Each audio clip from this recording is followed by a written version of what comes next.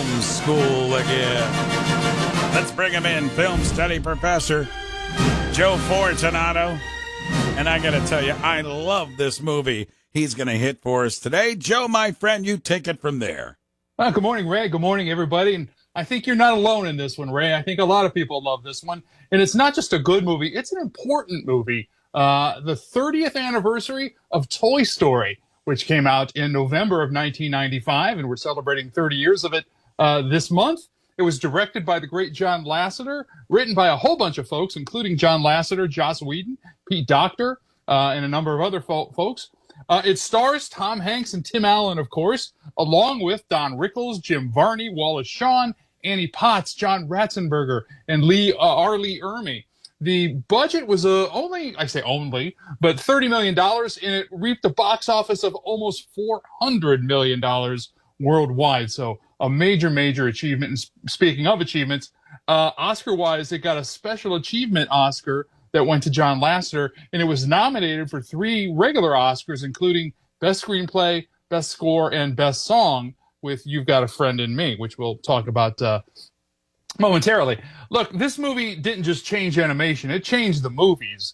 It launched one of the most beloved film franchises in history. It solidified Pixar as a storytelling powerhouse, and it's really no exaggeration to say that pretty much every modern animated film owns a debt to this one. And it really is a monumental achievement. This was the first fully computer animated feature film.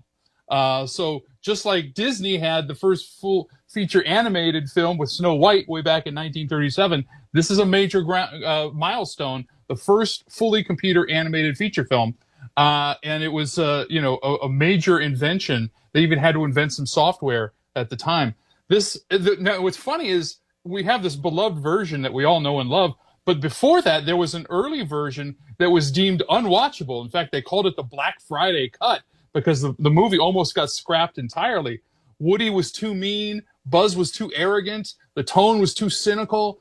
Pixar begged Disney for just 2 more weeks to fix it. And in that short time, they rewrote Woody into a good-hearted leader that we know today. And that turnaround saved the film and probably Pixar itself, because it probably wouldn't have come to be if that weren't the case.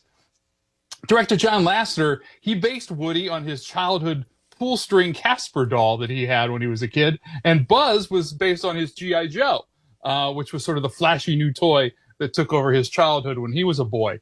That's notwithstanding, there was actually a G.I. Joe type doll in the film. Buzz Lightyear's original name was Lunar Larry, which sounds kind of funny and not nearly as adventurous as Buzz Lightyear.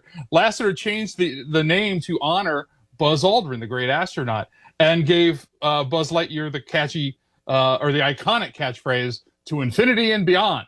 In fact, Buzz Lightyear, we'd like to talk about casting.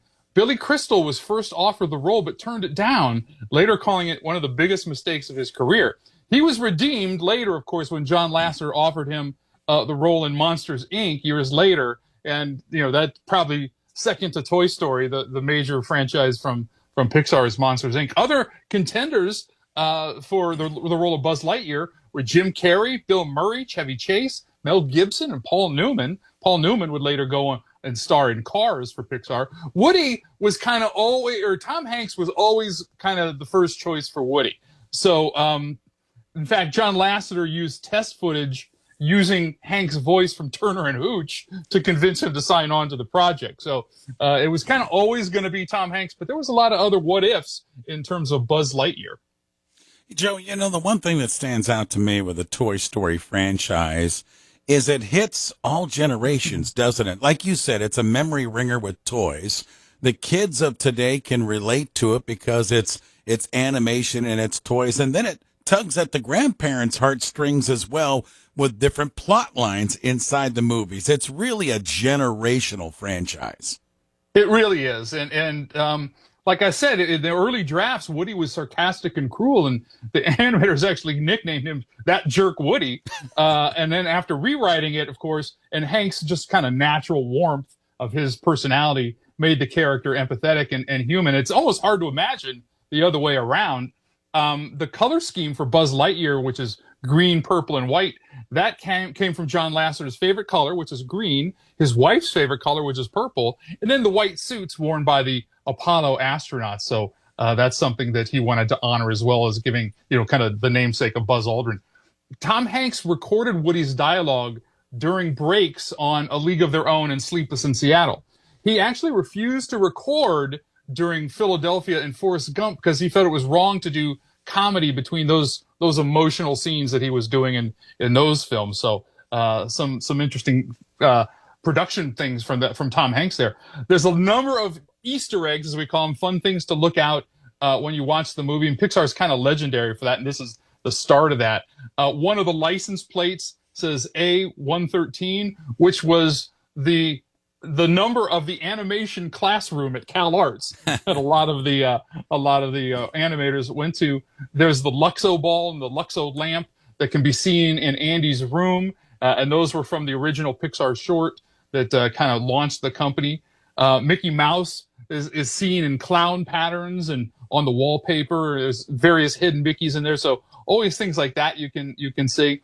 And I have to mention the villain Sid, the neighborhood terror Sid, was based on a real Pixar employee who was known for taking apart toys and rebuilding them into transforming monstrosities. So I don't know if we want to call him the real Sid, but there was a real life person that Sid was based on. Yeah, and when you look at the follow-ups, too, they all have their own plot line, and I think they're all terrific. It's just a great franchise, and I know the trailer is already out for the fifth one, but Joe did a great job going back and looking at the original Toy Story, and to me, that's a movie that just doesn't age. I think we can all relate to it. Well done, Joe. Joe, what do you got coming up on your website, man? Well, before we shift to that, I just want to throw one other thing out here, just because I know a lot of people listen to our segment and then go out and watch the film over the weekend. Something to look for, since we just mentioned Sid. Yeah. The carpet in Sid's house features the same hexagonal, is that the right way to say that? Hexagon pattern as the Overlook Hotel in The Shining, which is a subtle image to Kubrick. So look for that if you watch the film. If you are looking for other things to do, then check out my website, joefortunato.net. And we've got a couple of things coming up, namely, It's a Wonderful Life. We are doing Fortunato Film School live at Jilly's on December 6th. That's coming up really fast. That's less than a month away now. Yeah. And tickets are available. You want to get your tickets. Christmas is coming faster than we all realize. And that is December 6th at Jilly's Music Room in downtown Akron. And that will start the doors will open at 11 a.m. Jilly serves a delicious brunch. And then we will start the film, It's a Wonderful Life, at 11:30. And you'll want to come down, kick off your holiday celebration with us. See one of the all-time classic Christmas movies and learn a little something. If you've never seen it before, this is your chance. If you have seen it before, I'll teach you a lot of things that you never knew.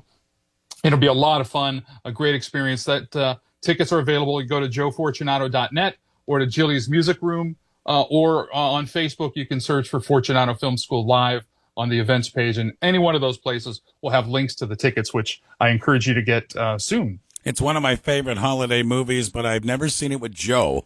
So I'm really much looking forward to that on the 6th. We'll look forward to seeing you down there. And as Joe mentioned, get your tickets early. We usually get a pretty good crowd in there for that. And when you're talking about this movie here, It's a Wonderful Life, it should be fantastic. Can't wait to be down there with Joe with that. Well, my friend, great job again as always, and we'll do it again next week. Thanks, Joe. I look forward to seeing everybody. Till then. All right. Joe Fortunato, again, film study professor, joining us live this morning as he does most Fridays here in the morning show. WAKR.